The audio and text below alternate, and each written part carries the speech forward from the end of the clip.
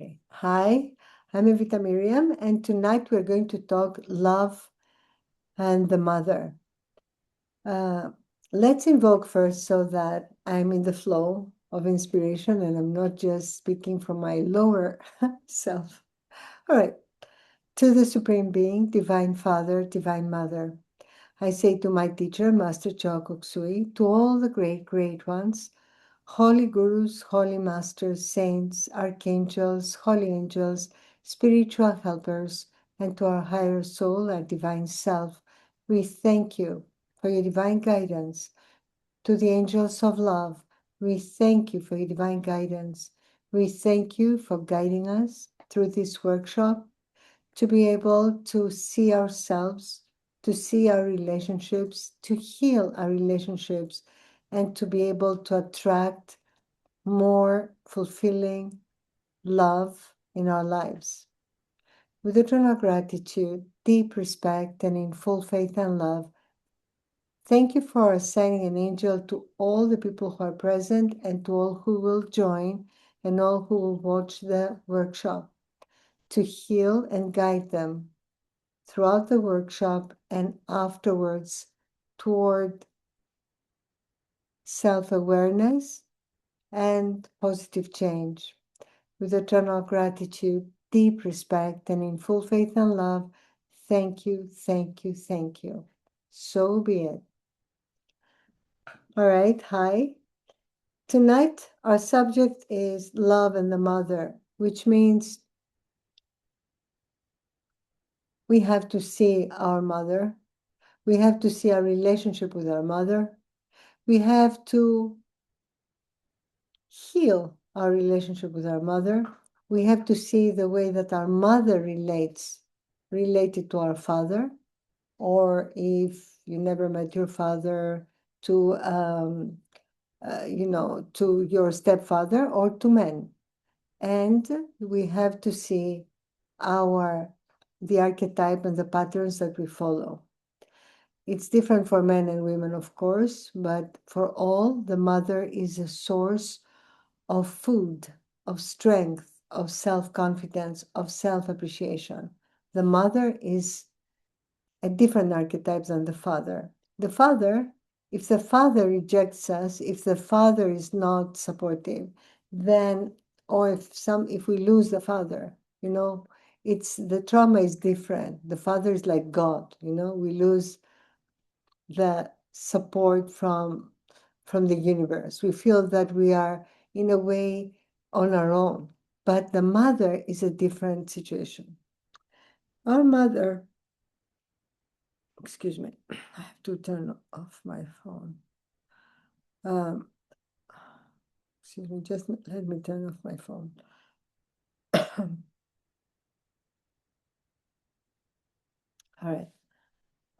So our mother, whether she has been a tyrannical mother, overprotective mother, or a mother who was constantly criticizing, rejecting us, expecting something more of us, not being supportive, not being there for us. We have to, of course, understand that our mother has her own reasons for that, and she has her own trauma. She had her own mother. There's a whole lineage behind. And what we need to do in reality is to heal that lineage. We need to heal all the mothers in the past. We need to understand that that there are so many things blocking us from happiness and that relate to our mother. We can't even imagine that. For example, if our mother was not happy, who are we to be happy? If for a boy, for a man, because our mother is never happy, right? There's no perfect mother. There's no perfect human being who's all the time happy. So and most mothers, the role in our society has become very self-sacrificing. The whole role of the motherhood is self-sacrificing, and the mother is either distant and it may be the role of a mother who is mechanically doing everything for you. She may feed you, she may take care of you, she will say good things, she will help you, she will kiss you good night perhaps, but she's not but she will always be somewhere else, distant. Oh, I, I have to mute all of you. Okay. Or it can be the mother who is neglectful, abusive, the mother who is abusing the child sexually, because we have to see what is, sexual abuse. When you treat your son, for example, as if he's your husband, that is sexual abuse, even if they don't realize it. That's their generation, to be treating the boy as if he's the companion. And there are people who were sexually abused by the parents, by the mother, and by the father, and mothers who look the other way. And there are mothers who have been very, very judgmental and critical, and mothers who have preferred one child than the other. Mothers who have been, mothers are human beings. It's very difficult to see the same way all our children, simply because they're different, simply because the relationship is karmic. It comes from a past incarnation. In reality, we incarnate our karmic enemy. We give birth to our karmic enemy. Now, according to my teacher, Master Choa Sui, we must be very, very grateful to our parents, even if they sexually abused us and beat us almost to death, because they gave us something that is irreplaceable, that is immense, and that we can never repay them for. They gave us life. The mother carried us in her womb. She fed us. She fed us daily. She cleaned our butt when we were soiled. She helped us grow. Our parents paid for our clothes, for our food, for our schooling, for everything. And we have a huge debt to them. Even if they were weak, even if they were sick, even if they were really bad parents, we have a huge debt to them. And for that, we need to forgive them. There's another reason why we need to forgive not only our parents, but anyone and everyone. Because when you hold within any type of pain or grudge, it is you who are holding it. You're not harming the other person. You're not teaching them a lesson. You're not in any way affecting them.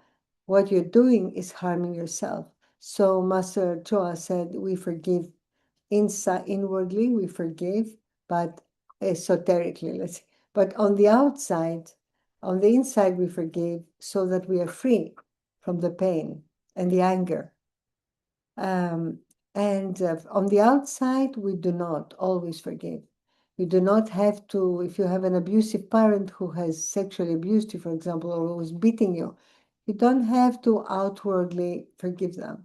You may do that, because as they grow older, they may be suffering at the thought, you know. Uh, but I guess, you may give them a chance to apologize, but I guess you don't have to forgive them. You don't have to ever see them again. We have thousands of parents in the inner world, in the higher planes, from past incarnations.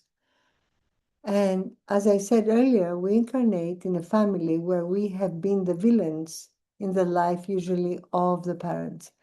Usually, many times, most times. And therefore, our parents love us when we are babies, and then there comes a moment around 10 years old, in any case, even if they're not abusive in any way, that they see us and they recognize the enemy. They don't realize they recognize the enemy, but they see the personality, because around at that age, the personality kicks in. Now, we need to forgive our parents. We need to forgive our parents, and we need to forgive our mother especially, because she has given us such a great thing, which is her own body to grow in and to be alive, to be back in incarnation. Now, I want you to, we're going to do a forgiveness technique toward our mother, because that's very important. But I want you to know that every time that you have any kind of excessive expectations of yourselves.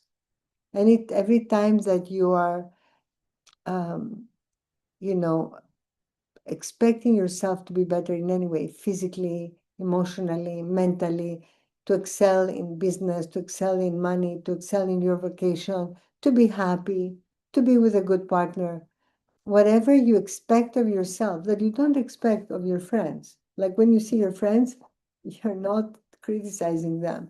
Oh, why doesn't she have a nice partner? Or why doesn't he have a nice partner? We don't criticize our friends. Or if our friends are not comfortable financially, we don't think, oh, he's poor. We don't. We love our friends, right? And we want them to be well. And even others that we don't know, we don't expect so much of others as we expect of ourselves. So we have to understand that whoever our mother was, whether she was suffocating us with her love, or she was um, breaking us with her criticism and expectations that were not realistic, and her negative view upon us, which perhaps other people didn't see, but she saw us in a way that was even worse than the others.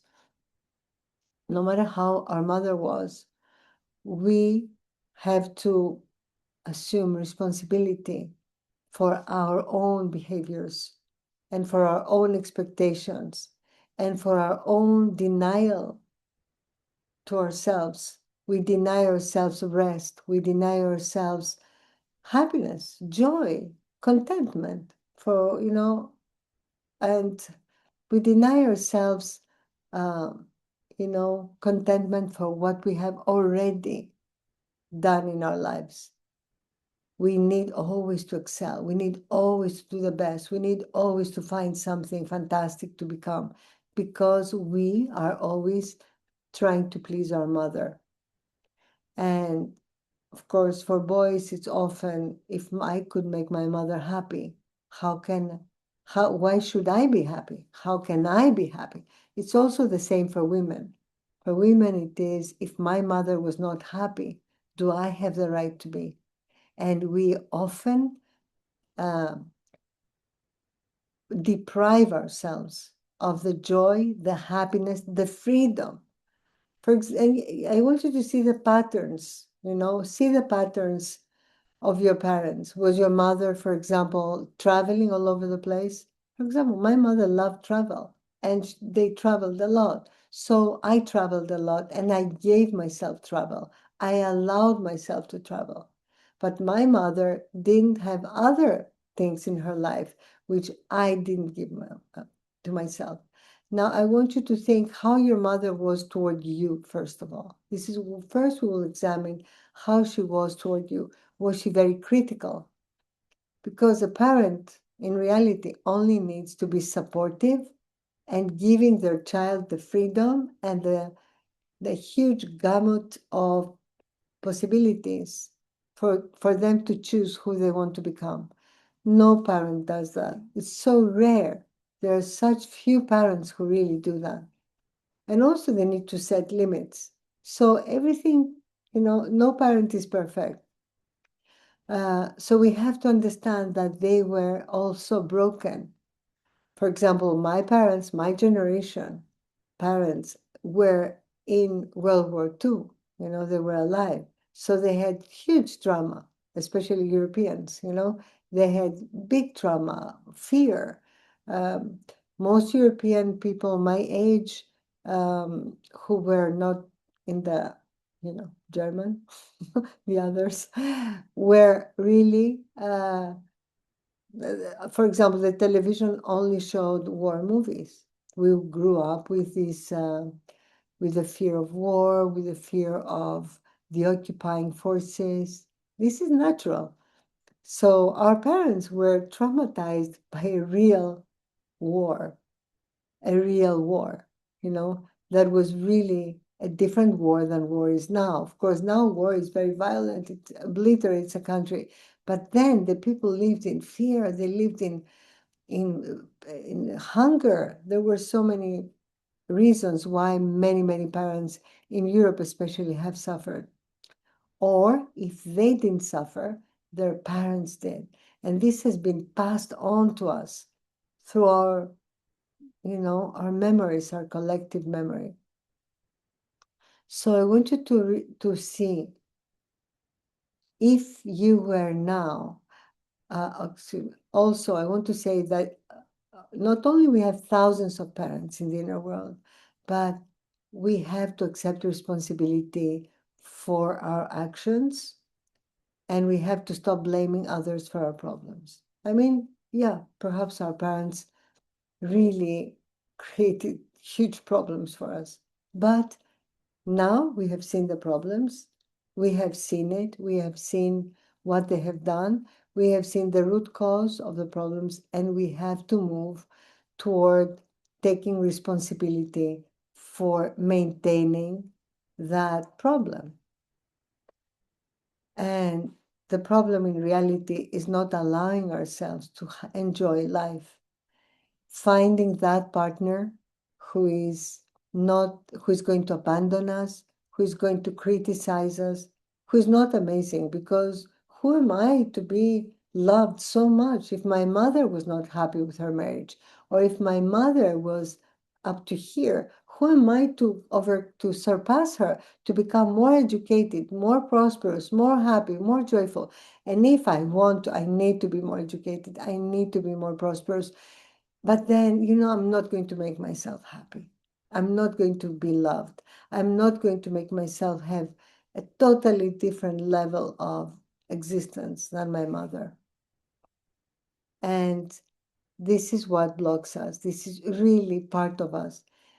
Most of the time, the voice that is criticizing us is our mother's or our father's voice.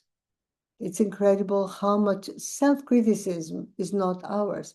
That's why before I sleep, I say, I let go of whatever doesn't belong to me, whatever is not mine. Whatever is not mine, whatever doesn't come from my soul, whatever doesn't come from my will. And so we have to become the mother of ourselves. We have to mother ourselves. We have to parent ourselves. So now I want you to close your eyes and relax. Close your eyes and inhale deeply.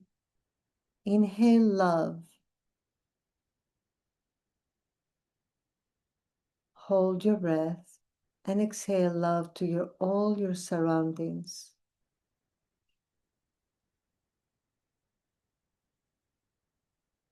Inhale peace.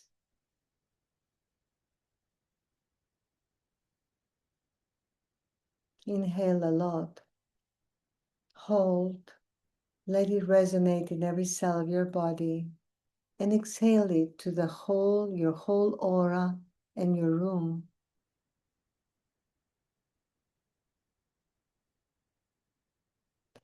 And inhale happiness.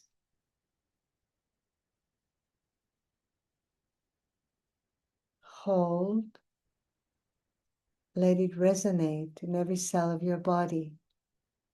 And now exhale sadness and all the last residues of sadness, of fear, of low self-esteem. They will be transmuted by the angels. Now I want you to see your mother mentally. I want you to see how your mother, perhaps it's painful, but I want you to see the way that your mother treated you. How was she toward you? Loving, overprotective, but perhaps criticizing. Perhaps expecting incredible things from you that you couldn't deliver. Always setting a standard that you couldn't meet. Or suffocating you, pampering you to no end, making you feel so special, and now you cannot find this anywhere else. Now, I want us to realize that we have to mother ourselves, we have to parent ourselves, and give to ourselves that which we would have given if we were the parents. But first, let us do a forgiveness technique that is an energy technique that will help us forgive our mother. I want you to put your hands in the Namaste position and close your eyes and visualize your mother. If your mother has passed away, it's okay, you will do the same. Visualize your mother and mentally say, Namaste, Mother. I salute my soul, salute your soul. I salute the divinity within you. I forgive you for all the pain you have caused me willingly and unwillingly in this and in all past incarnations. I love you and I forgive you, and I ask for your forgiveness for all the pain I have caused you and the disappointment and the pain in this and in all past incarnations. Now put your hands down on your knees, palms upwards. But Mother, just listen to what I say and agree or repeat. But I'm not you. I am a unique soul. I have the right to happiness. And as you have had your own family, your own life, so must I have my own family. And if my family is a family with children, or if my family are creations of art, of science, of service, of commerce, of any creative project, then I must also create. I have the right, I have the obligation to my soul. And Mother, your soul, that is a higher being, knows that I'm right and wants me to be happy. I know that you want me to be happy and that you want me to excel. And if I surpass your education, your money, your love, your happiness, then that is because I have had so much care and so much love from you. And I have had this incarnation, thanks to you, that gave me the opportunity to excel. So, Mother, I will have to let go of you now. I'm not going to not talk to you again. I'm not going to abandon being your daughter or your son, but I'm going to let go of the need to satisfy you. I will let go of the need to have an inner voice that is my constant judge, that is your voice. I will let go of your expectations for me because they're not mine. I know myself better than anyone else on the planet. No one knows me better than myself. How can you know what's best for me? Perhaps you knew what was best for me when I was 5 years old and you held my hand to pass the street, because I would run and perhaps be hit by a car if you didn't. Perhaps you knew what was best for me then. Perhaps you knew what was best for me when you were feeding me when I wasn't hungry. Perhaps you were not. But now I know what is best for me. I want to be happy. I want to be loved. I want to be in a relationship. I want to thrive. I want to excel. I want to overcome all my inner obstacles without measuring up to you and without punishing myself for trying to be happier than you were. The race is evolving, and I have to be with the race. Times are changing. I will become all-inclusive. I will abolish separativeness, racism, ignorance, fear, worry, and I will be me, part of this world. I will not be you anymore, Mother. I will not judge myself. I will love myself. I will be my best friend. I will be the one to support me. I will be the one to praise me. I will be the one to raise me. I will be the one to hold me. I will be the one to support me in every decision, in every desire, in everything that I do. And I will not allow any voice of self-criticism to stop me. But I forgive you, Mother, because I know, I see your pain, and I see your inner turbulence. I see your problems. I see your need to protect me. I see your needs for a different kind of life. I see your trauma that comes from past generations. And I forgive you. And I ask for your forgiveness for any pain I may have caused you, and for the very pain of childbirth, childbearing, and giving. Now I want you to raise your hands. Imagine your mother being a bit distantly in front of you, smiling at you. It's the soul. Her soul is smiling at you because her soul agrees with all that. It's not the personality, it's her higher soul. Mother, may you be blessed with divine light, divine love, sweetness, happiness, joy, self-confidence, self-appreciation, freedom, freedom from fear, good health, inner healing. May angels heal you. May angels guide you. May you be blessed. Imagine golden and pink light making your mother golden and pink, her aura brilliant, golden, pink, sweet light. May you be blessed with all your soul's purpose and plan manifesting properly.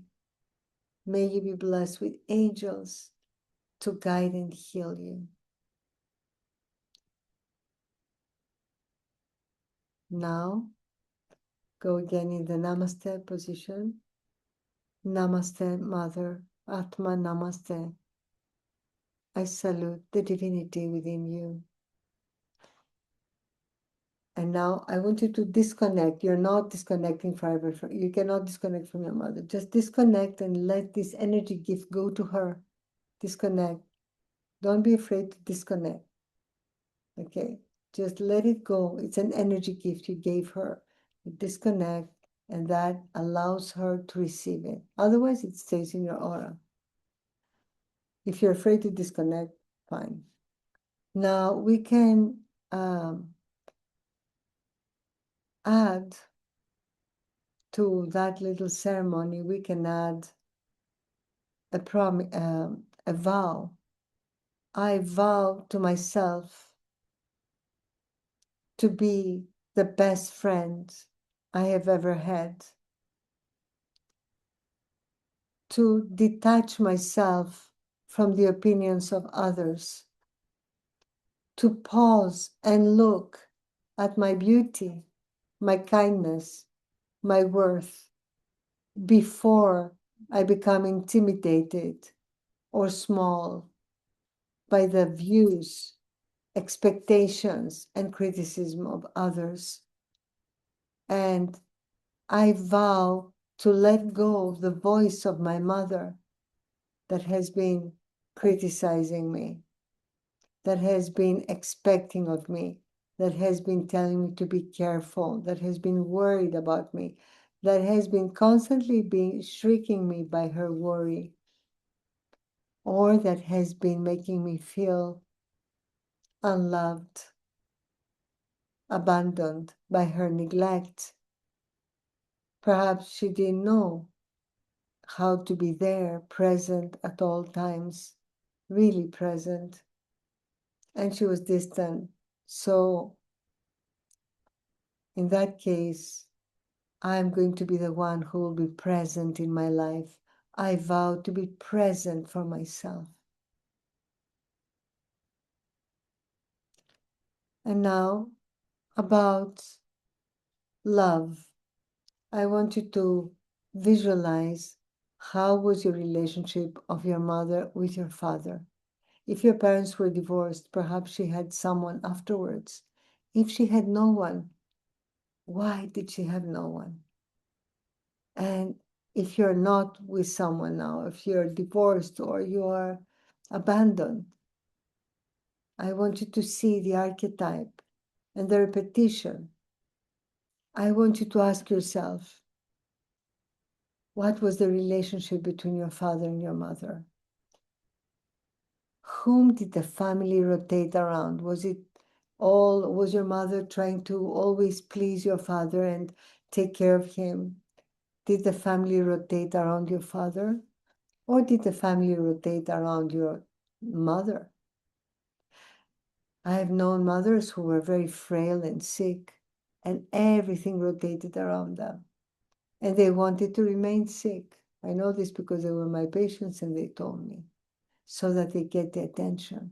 I know mothers who were tyrannical, dynamic, and throwing orders and insults often to all the family, and huge expectations of others in order to hide perhaps their own inadequacies and their own frustration with themselves for not making it to the level that they deserved or that they wanted to be.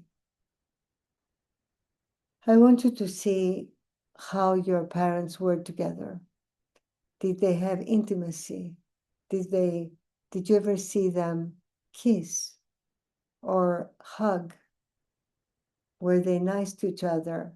Did they ever have their own time by themselves, listening to music?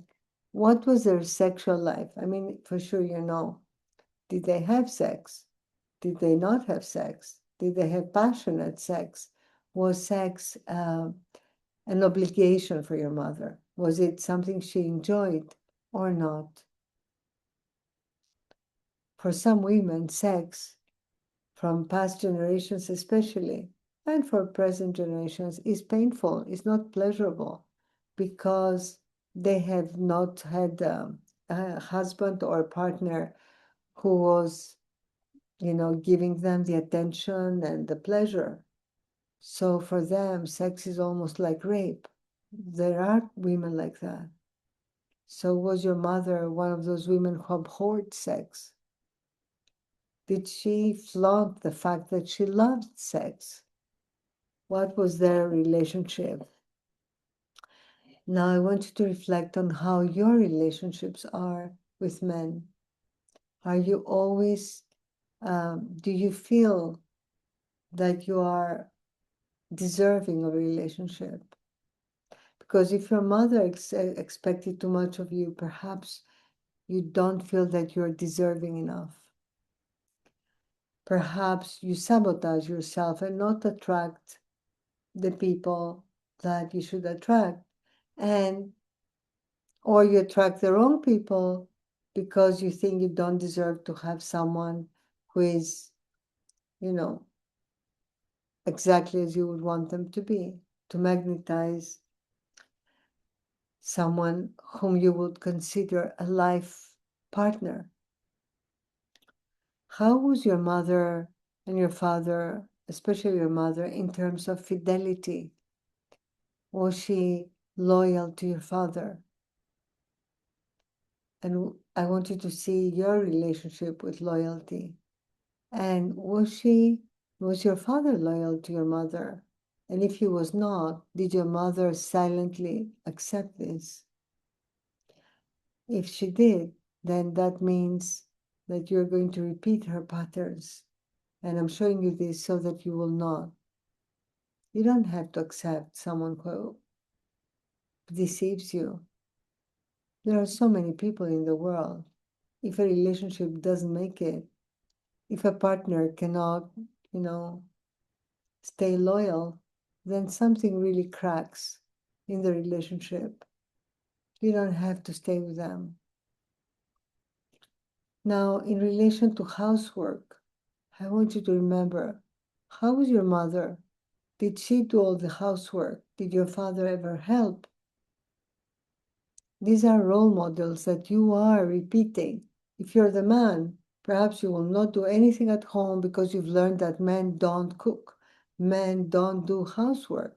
If you're a woman and your mother did everything, then you're going to treat your husband or your partner like a king, and you're not going to be having, you will not both be responsible for the home. And probably you will have your own career, but you will also do the housework because times have changed. So I want you to realize that everyone should be responsible for their own mess in a home. Now I want you to consider how was your mother financially? Was she independent? What was the financial relationship of your parents? Did they have a, a common bank account? Could they both? Who handled the money? Did your mother have to ask permission to use more money than whatever was there for food? And did your father give you the money? Give her the money? Did she have the money?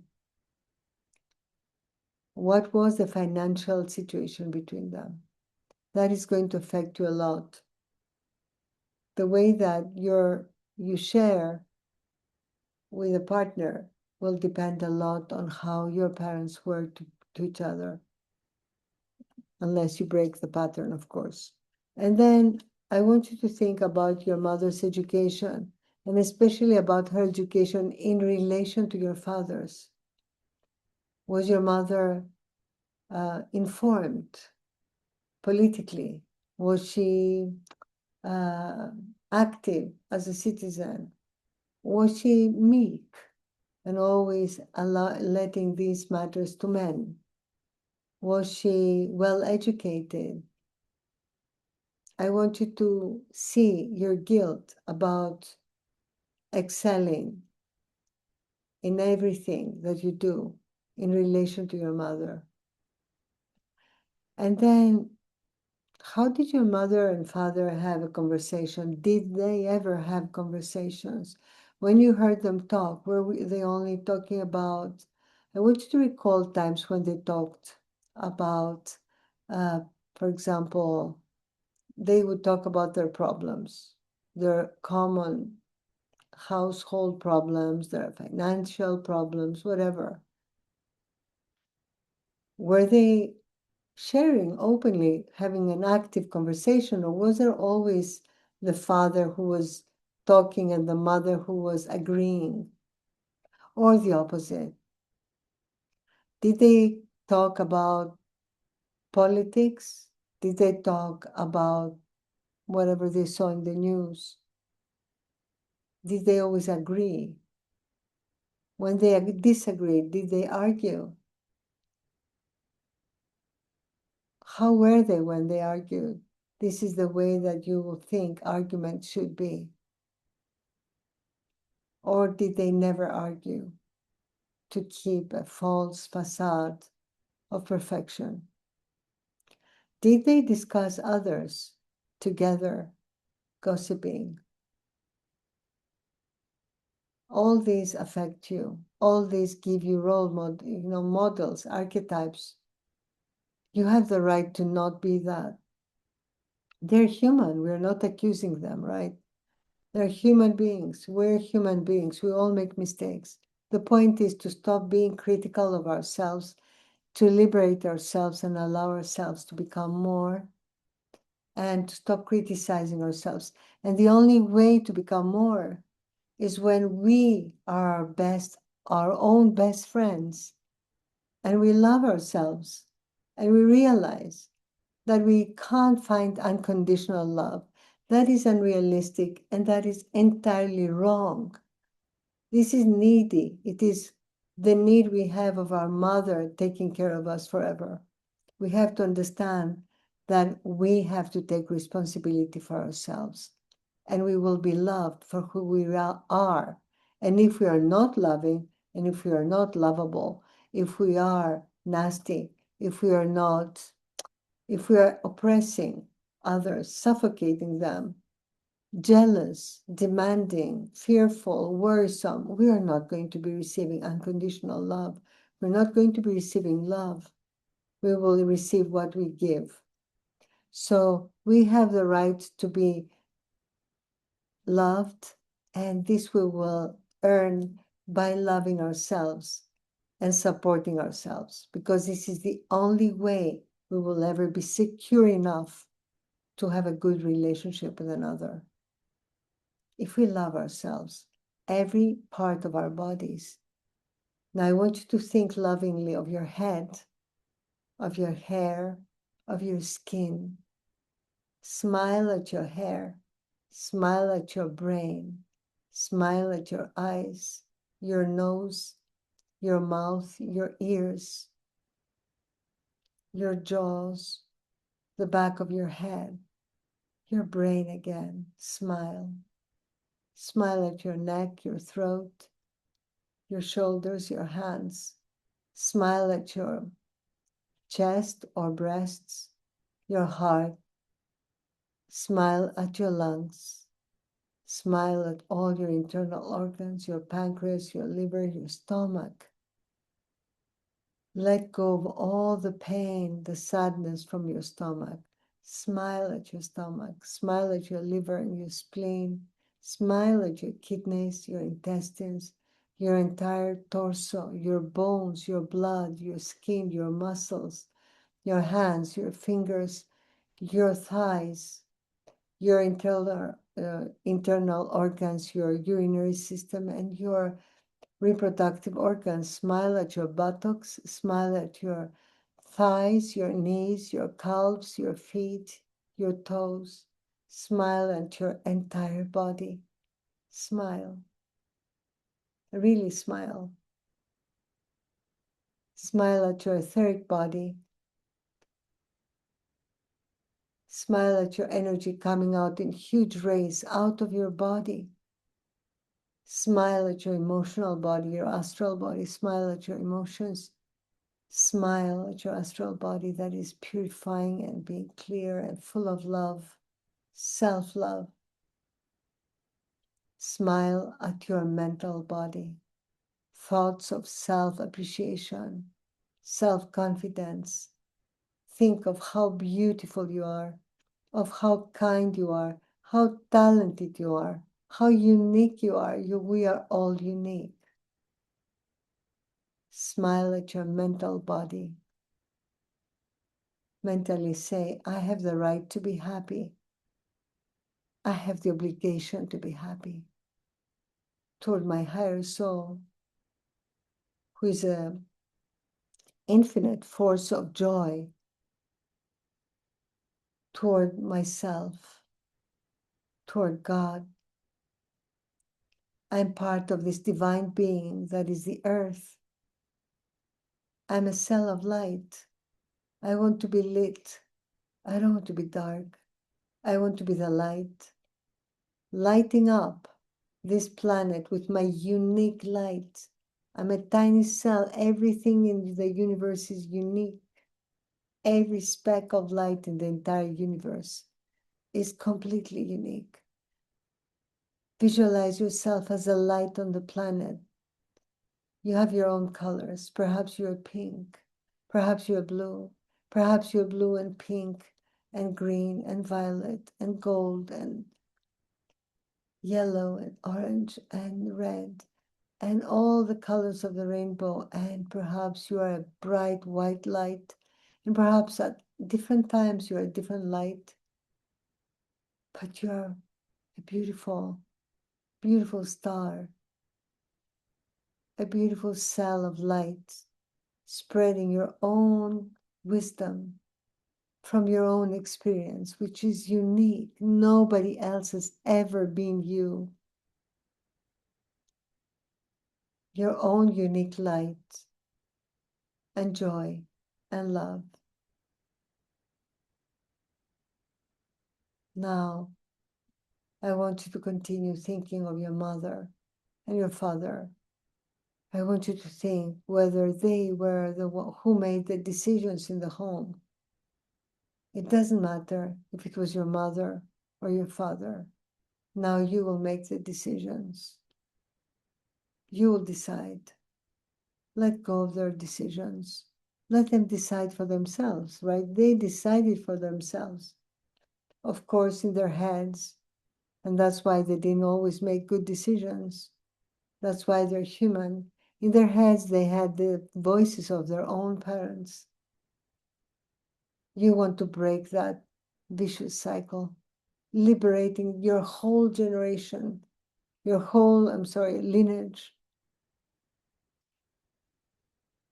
You want to break that cycle, take everything to another level, being part of the humanity that is evolving in the Aquarian age, going toward the golden age. You are going to decide for yourself from now on, and you're going to take care of yourself. It doesn't matter if your mother was a coquette who took care of herself immensely and didn't allow anyone to see her without being perfect, or if your mother was totally coarse and didn't take care of yourself and was embarrassing to you, or if your mother was loud, or your mother was violent, or your mother was elegant and petite, or your mother was big and overweight. That doesn't matter. It doesn't matter if she cared for her body or her emotions or her thoughts, because she had her own cross to bear. She had her own reasons, her own pain. We let go and we bless our mother with peace, and we will care for ourselves. We will take self-care to another level. We will love ourselves. We will love our environment. We will love our body. We will love our skin. We will take care of ourselves. We will support our spine in a different way. We will hold up our spine and have a better posture. We will walk with more self-love, joy, and happiness. And self-confidence. We will dress better. We will carry ourselves in a different way. And when I say we will dress better, that doesn't mean dressing in a more uh, authoritative way, wearing suits or anything like that. It may be just taking care of ourselves, buying better quality things, better fabrics. It doesn't have to be expensive. Taking care of ourselves, taking care of the way we look, using accessories, being self-loving at all times. We will rest. We have the right to rest without having deserved or earned rest. Rest is part of our daily cycle. We should sleep 9 hours, 10 hours a day if we want. It's very good for us. We should rest during the day. We have the right to rest every hour, to sit and rest and have a tea. We should rest because rest is part of good health and self-care. We will care for ourselves by not allowing others to abuse us, abandon us, And if we're in a relationship and the other wants to leave, we will think that we didn't want the same things. If we meet someone and we enter a relationship and we realize that we do not want the same things at all. For example, they are polygamous, or they want something totally different and we want something entirely different than them. We may always think that it's okay, we want different things. I will let go of this relationship and attract someone with whom we will want the same things. And then the universe is going to really reward us with that very person, because we are the ones who are giving the order by being who we are. So if we are being submissive, we will attract someone who will make us submissive. If we are being tyrannical, we will attract someone who will be submissive. If we are not caring about what we want, not even thinking of what we want, but trying to find how to please others in order to find someone who will save us, then we will attract someone with different wants and desires, and we will compromise. So we need to know what we want. We need to be happy by ourselves, and then we will attract someone who will not save us, who will travel this travel with us, who will be someone to give us their own view of the same landscape when we travel together through life. And we will do so allowing for distances, for even time apart. And we will be allowing this without fear or worry or jealousy. We will not worry. We do not enter a relationship to feel that we're unworthy, that now they will understand that we are not as amazing as they thought, that now they will meet someone else. That's not possible, actually. When two people are in love, they don't see anyone else. We will not enter a relationship and sabotage the relationship from the start. We will first enter a relationship with ourselves. And if you are in a marriage or a relationship, you can still do that without announcing it to anyone. Enter a relationship with yourself. Let go of your mother's voice. Let go of your father's voice.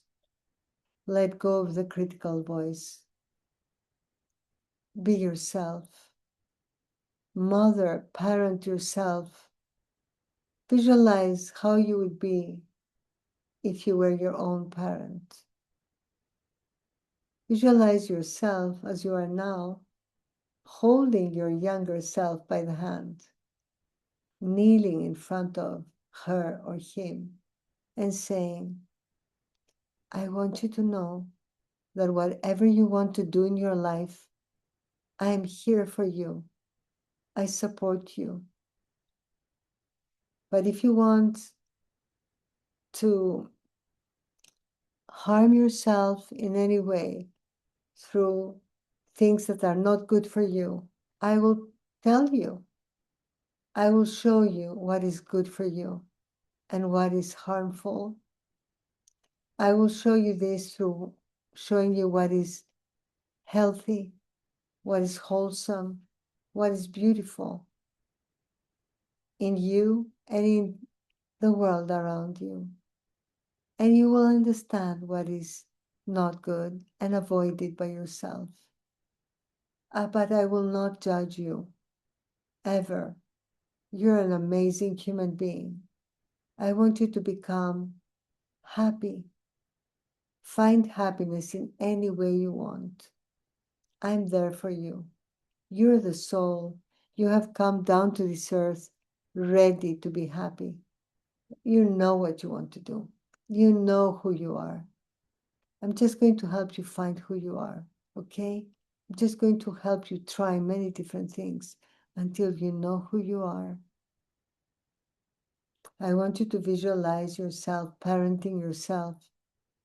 I want you to visualize yourself being an adolescent and going to your parents and saying, or older, and saying, confiding that you had your first sexual relationship and saying that you're in love, for example, and saying that, blushing and saying that you slept at the house of this person. And I want you to visualize yourself being the mother to yourself and asking, oh, are you happy now? Did you enjoy it? Are you okay? Do you need anything from me? That's all. And being supportive instead of judgmental. I want you to visualize yourself supporting your decisions to be an artist, to be a priest, to be a doctor, to be whatever. Supporting your decision to be whatever you want it to be. And I want you to take a hard look at what you became and to be sure that what you became is what your parents, not what your parents wanted you to be, but what you wanted to become. Allow yourself to know who you wanted to become, because you can add that to your life in some ways. Perhaps not as a career, but as a hobby. So from now on, you will make the decisions. You will care for yourself. You have to give yourself the love, the joy, the support that no one gave to you. And if they did, it wasn't perfect. Always, parents are imperfect, always. It's impossible to be a perfect parent. That's why you will parent yourself perfectly. Now, I want you to do a namaste to yourself. Say your name, Atma Namaste, and say your name. I salute you. I forgive you for all the pain you have caused me,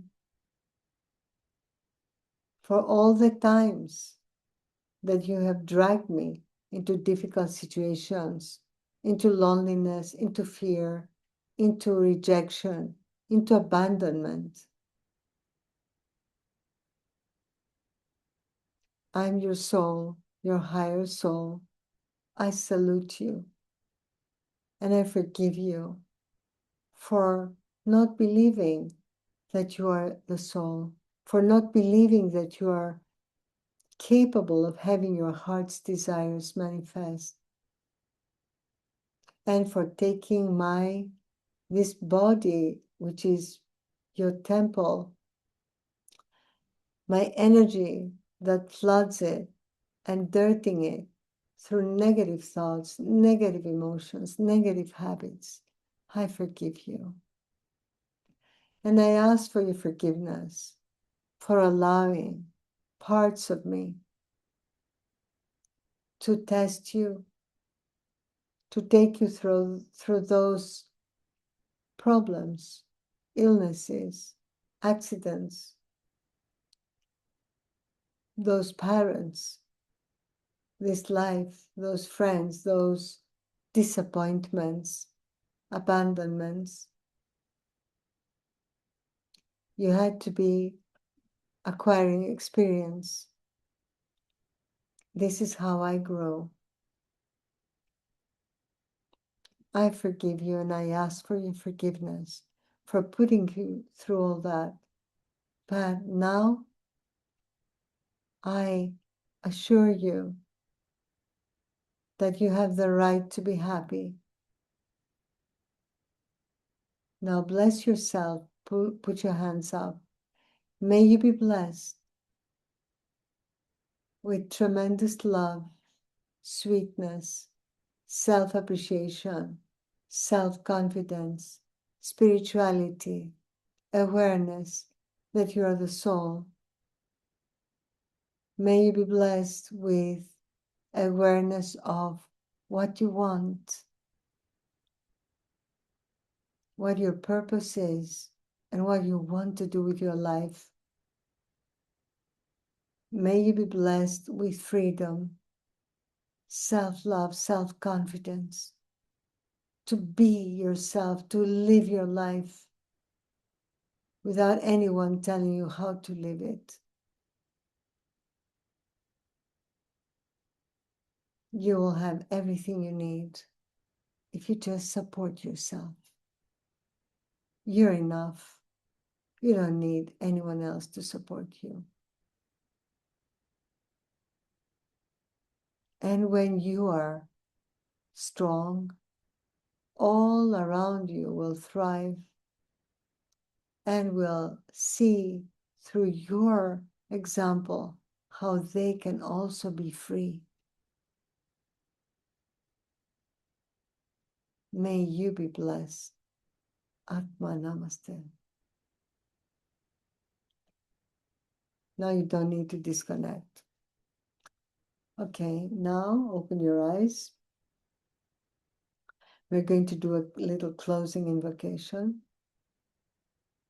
to the Supreme Being, Divine Father, Divine Mother, to Master Chogyok Sui, to all the great ones, Holy Gurus, Holy Masters, Saints, Archangels, Holy Angels, to the angels of love, of relationships, to the angels of our plan and purpose, of our divine guidance and healing, to all spiritual helpers, and to our higher soul, our divine self. We thank you for your divine guidance, your healing, your love and protection. We thank you for assigning angels to guide us so that we remember at each moment of our lives to love and parent ourselves, to support ourselves, to care for ourselves, and to do what is best for ourselves. For that is the will of God, of our higher soul, and that is the only way for us to be happy, to be loved, to evolve, and to magnetize all good things in our lives. With eternal gratitude, deep respect, and in full faith and love, thank you, thank you, thank you. So be it. Amen. Om Tatastu. Let's stop recording.